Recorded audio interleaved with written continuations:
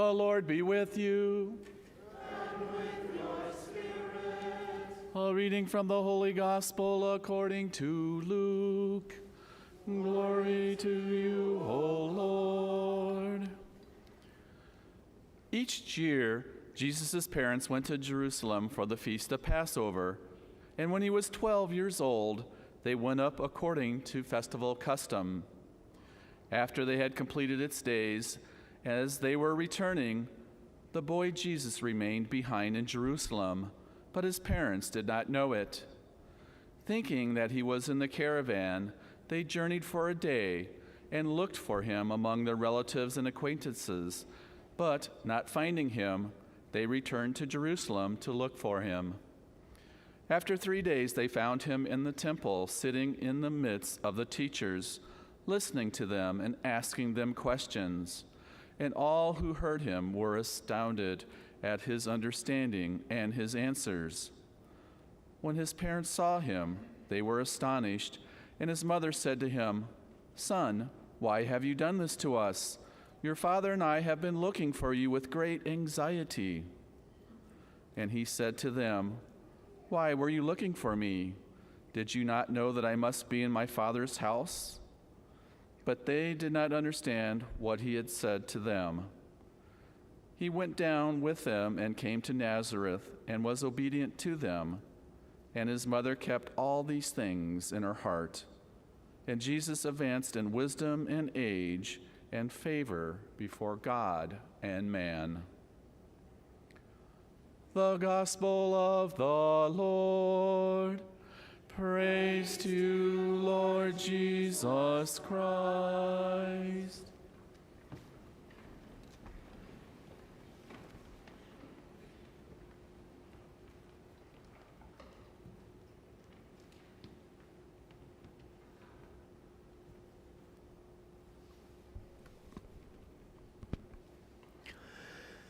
To celebrate the Feast of the Holy Family, to talk about family life or families in general at any point, is to talk about something that cuts very close to the bone. This is not an institution that is of peripheral importance to us. This, the family life, is something that is central. It is absolutely important for a couple of reasons, and one of them at least we'll get into in more detail later on. But this is because it is such a key and central institution, it's not surprising that some of the truths about the human person, about who we are as human beings, also find expression. They are reflected in the truth of family life. And therefore, because that is the case, and because we know that is to be the case, we are amongst the people who say so publicly. We know what family life is. We know what the family is. We know how it contributes, not just contributes, but how it is the essential precondition for human flourishing. And because of that, the fundamental teaching of the Church about family is, in 2022, in this country, profoundly countercultural. It is very much on a collision course with what everybody else is saying about what family life is and what you can do with it and its flexibility and, well, just about everything. And therefore, if we are going to be part of that collision, if we are going to be a part of that controversy, even if not at any deeper level than simply being a member of a church that very much is involved in this discussion and involved in these debates, it's not a bad idea to, once in a while at least, take a look at why we are where we are. And this Feast of the Holy Family and this particular gospel reading give us a pretty good way of entering into that. The truth of there are a couple of, actually there's a lot of truths about family life, and if we had a couple hours to go through them, the best presentation of this is Pope St. John Paul's Theology of the Body, which is contained in a very thick book that he wrote over the course of a number of years, and is probably the most beautiful, certainly the most beautiful modern expression of what married life and family life is, what it was created to be, and what it is called to be, the ongoing vocation and development that it has at its very core. But we don't have a couple of hours to go through an introduction of that, so we're just going to touch on a couple of things. The first thing is, at the end of today's gospel, we are told that Jesus advanced in wisdom and age and favor before God and man. And that is, of course, what he would have to do. The Word became flesh. The Son of God became a Son of Man. He is born into our world. He is born as one of us to be with us, which means he's going to grow up like we grow up, and we are not fully formed when we emerge from the womb. We are very much a work in progress. We are very much incomplete. I suppose that's true of all species of animals. There's hardly anyone that's born in a totally capable way, in a way that they are totally capable of doing what they have to do for the rest of their lives. But let's face it, in terms of the amount of time it takes to get a human being ready to step out on their own, let's face it, it takes a much longer time for human beings than it does for virtually any other animal on the planet. There are some that take, in cross-cultural, cross-species ways, a fairly long time. I think elephants are a number of years before they're kind of on their own, and polar bears, same thing. It's 2 or 3 years that the child is with the mother during that time. But let's face it, for most of the animal kingdom, it's a year, maybe a little bit more, maybe a little bit less. It doesn't take that long, but for us, it takes a very long time. For those who are parents and have been at this for a while, it probably seems like it takes an ungodly long time to get them to the point where they're able to function on their own and move off on their own. It takes a long time, and therefore the growth process that was a part of Jesus' advancement in wisdom and age and favor before God and man is, of course, exactly what you would expect. This is not something that happens automatically, not for him and not for any one of us. This is something that takes a while, and it doesn't happen just automatically, no matter what situation the child is in. We all know cases where something goes wrong in the family life, and the kids have a terrible, rough time of it. And that tells us the first truth about family life that is profoundly countercultural. And that is that while the family is certainly a very flexible and adaptable institution, and we see that in cultures and throughout history all across the world, there are a lot of different ways of being family. There are a lot of different kinds of forms that the family life can take at different times and in different cultures. Nevertheless, it is not endlessly plastic. It is not a blank slate on which you can just write anything that you please. There are certain key features of it that you do find everywhere, that you do find cross-culturally and throughout the entire history. And I suppose getting down to the most basics, looking at the Holy Family that we celebrate today, the three that we got are that most basic thing. You have a father, you have a mother, and the child. That's stripping it down to the bare minimum and the bare basics. The Holy Family of Jesus and Mary and Joseph barely qualifies in that sense. Family life can involve lots of other relatives and lots of other family connections, but those three are the basic. Those three are the irreducible ones. Those three are the ones that if you get rid of any one of them, you're going to have trouble. You're going to have difficulty. It's not going to go nearly as well as it does when that is intact. There are, of course, times when that is not possible. There are times when tragedy strikes. There are times when there is simply an impossible situation and some other arrangement must be made. But the norm is what we find here. Family life is adaptable. It is flexible, and in that sense, it reveals its strength. But it is not endlessly plastic. It is not what we decide to make of it. It is not a tabula rasa. It is not a blank slate on which we can write just anything that we happen to think might be a good idea or might be desirable for one or more members and participants of the family.